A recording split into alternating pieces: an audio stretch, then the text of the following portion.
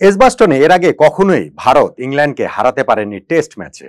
যে ৮টা test match হয়েছিল সেইখানটাতেই ইংল্যান্ডের ৭ জয়, ভারত যে একটা ম্যাচ ড্র করেছিল সেটাই ছিল সাফল্য। অথচ সেই এজবাস্টনে এবার ভারত ইংল্যান্ডকে শুধু হারালোই না, হারালো ৩৩৭ রানের ব্যবধানে। রানের হিসেবে যেটা ভারতের টেস্ট ক্রিকেট ইতিহাসে সবচেয়ে সবচেয়ে সবচেয়ে বড় জয়।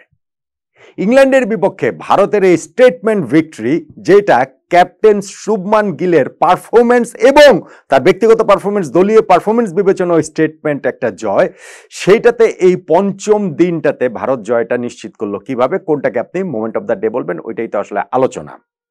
দেখুন, ইংল্যান্ড টেস্ট ক্রিকেটটা একটা বিস্ময়কর জায়গায় নিয়ে গিয়েছে, এমন বিস্ময়কর জায়গা যে লাস্ট ডেতে তাদের 536 রান প্রয়োজন 90 ওভারে, সেইটাও এমনকি ইংল্যান্ড করে ফেলতে পারে। ওভার প্রতি 5.95 রান তারা করেও ইংল্যান্ড জিতে যেতে পারে হাতে 7 উইকেট নিয়ে, এমন আলোচনা তো ছিল যে না সেটা তো নয়।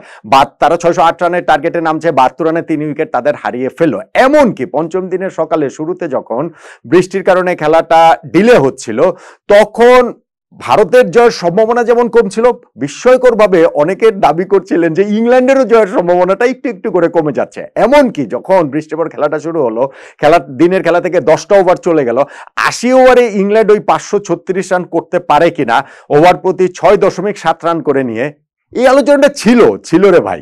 কিন্তু ইংল্যান্ডের যে সেটা আসলে হবার নয়, কোনোভাবেই হওয়ার নয়। এটা যত কিছুই করুক না কেন, যতই বাসবল ক্রিকেট খেলুক না কেন, টেস্ট ক্রিকেটের 5th ডে থেকে এই রেটেকে রান করা যায় নাকি? হ্যাঁ, আগের টেস্টে ইংল্যান্ড না হয়ে জিতেছে, লাস্ট ডেতে 350 রান তাদের করতে হতো, তারা প্রায় ঘন্টাখানেক হাতে রেখে জিতেছে।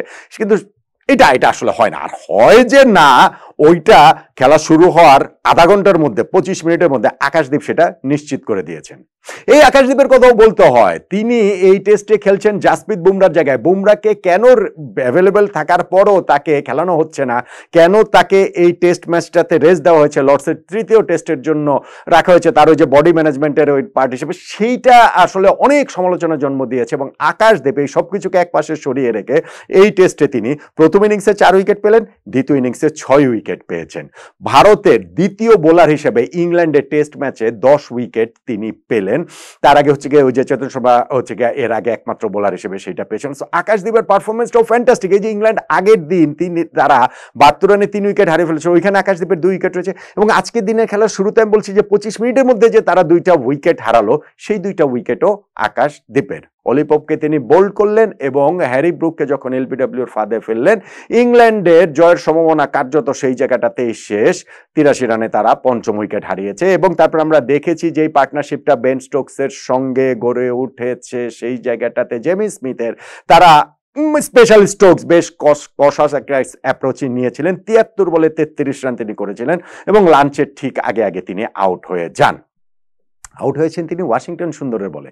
কিন্তু একটা হিউজ ক্রেডিট রবীন্দ্র জাদেজাকেও দিতে হবে, কেননা ঠিক তার আগের ওভারটাই ছিল জাদেজার ওই ওভারটাই লাঞ্চের আগে লাস্ট ওভার হবে বলে ধারণা মানে হতেই পারতো, কিন্তু জাদেজা এত কুইকলি ওই ওভারটা শেষ করলেন যে আরেকটা ওভার করার সময় ভারত পেল, ওয়াশিংটন সুন্দর পেলেন এবং ওয়াশিংটন সুন্দর ওই জায়গাটাতে বেন স্টোকসকে আউট করে দিলেন লাঞ্চের। এবং তারপরেই লাঞ্চ হয়ে গেল 153 6 উইকেটের। ইংল্যান্ডের আসলে ওই জায়গা থেকে আর ফেরার কোনো রকম কোনো সুযোগ নাই, একমাত্র যদি বৃষ্টি ওয়েদার সেই কারণে খেলাটা না হলে খেলাটা ড্র হতে পারে। জয়ের অবস্থা ইংল্যান্ডের কোনোভাবেই ছিল না।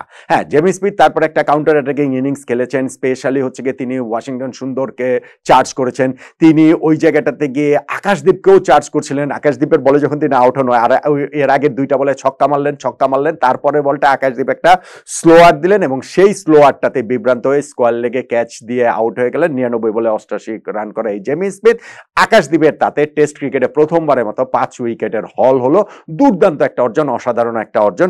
আর এরপরে তো গিয়ে ওই যে সিরাজ একটা স্পেকটেকুলার একটা ক্যাচ হলেন, 9 উইকেট পড়লো। আর লাস্ট উইকেটটা একেবারে পয়েটিক্যালি সেইটা পেয়েছেন যেমন আকাশদীপ, তাতে করে ইনিংসে 6 উইকেটের পাশাপাশি ম্যাচে তার যেমন 10 উইকেট পূর্ণ হয়েছে।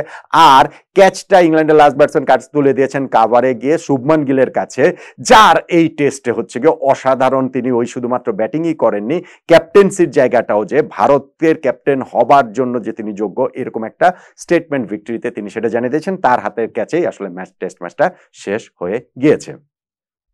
তাহলে ভারত এই টেস্ট ম্যাচের ফিফথ ডেটাতে সত্যিকার অর্থে তারা জয়ের জন্য ফেভারিট হিসেবেই শুরু করেছিল, কিন্তু ইংল্যান্ডের এই বাজবুল জগের ক্রিকেটের কারণেই অন্য আলোচনাটাও ছিল, সেইটাকে সামান্যতম সম্ভাবনা সুযোগ না দিয়ে, এমনকি বৃষ্টির কারণে 10 ওভার খেলা যে কাট অফ হয়েছে সেই জায়গাটাকেও কোনো রকম কোনো পাত্তা না দিয়ে ভারত যে এই বিশাল ব্যবধানে জিতলো, টেস্ট ক্রিকেটের ইতিহাসে যেটা তাদের রানের হিসাবে সর্বোচ্চ 337 রানে ইংল্যান্ডকে 271 রানে অল আউট করে দিয়ে, তাতে এই পঞ্চম দিনের মোমেন্ট অফ দ্য ডে কোনটাকে বলবেন?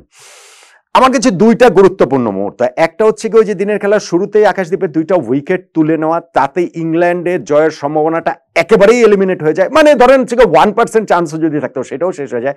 আর আরেকটা লাঞ্চের ঠিক আগে আগে ওই রবীন্দ্র জাদেজা যে দ্রুত ওভারটা করলেন, আর বেন স্টোকস গিয়ে ওই আরেকটা ওভার যে খেলার সুযোগটা হলো এবং বেন স্টোকসকে আউট করে দিলেন ওয়াশিংটন সুন্দর, এইটাকেও আসলে মোমেন্ট অফ দ্য ডে, এই দুইটাই আসলে প্রবলভাবে দাবিদার।